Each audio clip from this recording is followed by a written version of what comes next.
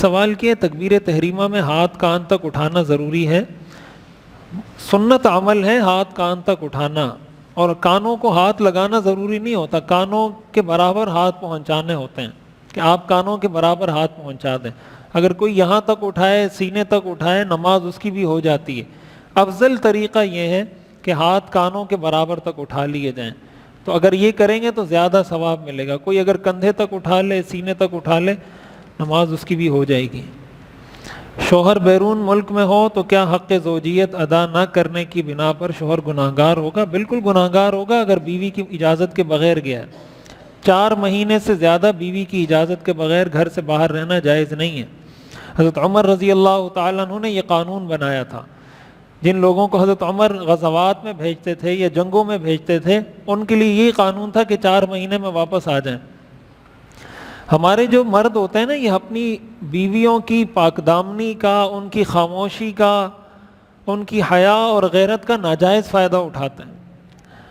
جو ہماری مشرقی خواتین ہیں، ہمیں جو اللہ نے عورتیں دی ہیں، ہماری مائیں، بہنیں، بیویاں، ان میں جو حیا ہے، جو عفت ہے، جو مروت ہے، جو غیرت ہے، ہمارے مرد اس کا ناجائز فائدہ اٹھاتے ہیں۔ ناجائز فائدہ کیا ہے کہ چلے جائیں گے 3 سال، کوئی سعودیہ میں، کوئی دبئی میں، کوئی جو ہے نا کسی اور ملک میں، کوئی 4 سال بعد آ رہا ہے، کوئی 5 سال بعد آ رہا ہے، بیوی کو یہاں کسی اور کے حوالے کر کے چلا گیا، پیسے کما رہا ہے۔ تو پیسے کمانا زندگی کا مقصد تھا، تو خود تو وہ پتہ نہیں کیا کرے کیا نہیں کرے۔ ہمارے مردوں کے مقابلے میں ہماری عورتیں زیادہ باحیا ہیں۔ تو عورت تو اپنے آپ کو گھر میں قید کر کے رکھتی ہے، اپنے اس شوہر کے لیے گھر میں اپنے آپ کو بند کر کے رکھتی ہے، اپنے شوہر کی عزت، حیا، غیرت کا خیال کرتی ہے۔ وہ تو وہاں جا کر کیا کر رہا ہے کیا نہیں کر رہا اللہ کو معلوم ہے، لیکن کم از کم عورت تو ایسا کام نہیں کر سکتی۔ تو یہ جو ناجائز فائدہ اٹھایا جاتا ہے خواتین کی مروت اور حیا کا، یہ بالکل بھی جائز نہیں ہے۔ اور ایسی صورت میں خدا نخواستہ اگر کوئی گناہ ہوتا ہے تو شوہر اس میں برابر کا مجرم ہوگا، برابر کا گناہگار ہوگا۔ اور ہمیں ایسے فون آتے ہیں، ایسے مسائل لوگ پوچھتے ہیں کہ شوہر الگ گناہ میں مبتلا ہے، بیوی الگ گناہ میں مبتلا ہے، کیوں؟ شوہر پیسے کمانے گیا ہوا ہے۔ باقاعدہ لوگ فون کر کے پوچھتے ہیں مفتی صاحب یہ ہوا، اور پھر جو ہے نا میری بیوی نے یہ کر لیا، مجھے پتہ چلا ہے میں تو جرمنی میں ہوں، میں تو اٹلی میں ہوں، اور میری بیوی سے یہ گناہ ہو گیا، تو اب میں کیا کروں؟ اور بیوی فون کرتی ہے کہ میرے شوہر سے یہ گناہ ہو گیا، تو میں کیا کروں؟ تو یہ جو شوہر جو گیا ہے نا، یہ برابر کا مجرم ہے، برابر کا گناہگار ہے۔ پیسے کمانا کوئی زندگی کا مقصد نہیں ہے کہ ریال کماؤ یا ڈالر کماؤ، یہیں رہ کے کماؤ نا جو کمانا ہے۔ لے کے وہاں جانا ہے تو بیوی کو ساتھ لے کے جاؤ پھر، تاکہ اس کے حقوق تو ادا کر سکو۔ شادی کر لی، شادی کے بعد چلے گئے، یہ بالکل بھی اسلام کا تصور نہیں ہے۔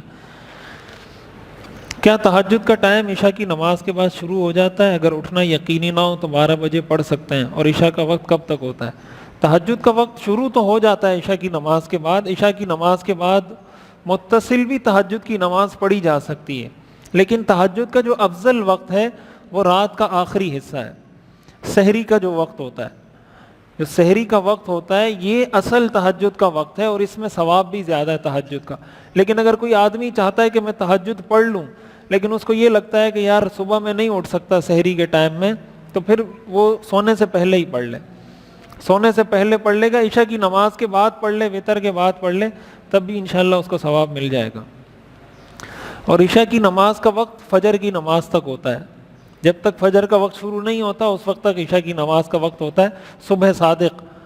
لیکن اگر رات کے 3 حصے کیے جائیں تو آخری جو 1/3 ہے، آخری جو تہائی ہے، اس میں عشاء کی نماز پڑھنا مکروہ ہے، اس سے پہلے پڑھ لینی چاہیے۔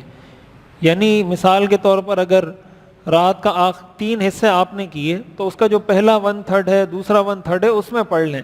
اگر تاخیر کرنی، مزید زیادہ تاخیر کرنا یہ مکروہ ہے۔ مردے کے ایصال ثواب کے لیے صدقہ و خیرات کے علاوہ سورہ اخلاص کا ختم، سورہ ملک اور استغفار وغیرہ پڑھتے ہیں، کیا یہ صحیح ہے؟ صحیح ہے، کوئی بھی نیک کام کر کے مردے کو ایصال ثواب کیا جا سکتا ہے، لیکن زیادہ بہتر اور افضل طریقے 2 ہیں، ایک دعا ہے اور ایک صدقہ ہے۔ دعا اور صدقہ یہ 2 افضل طریقے ہیں ایصال ثواب کے۔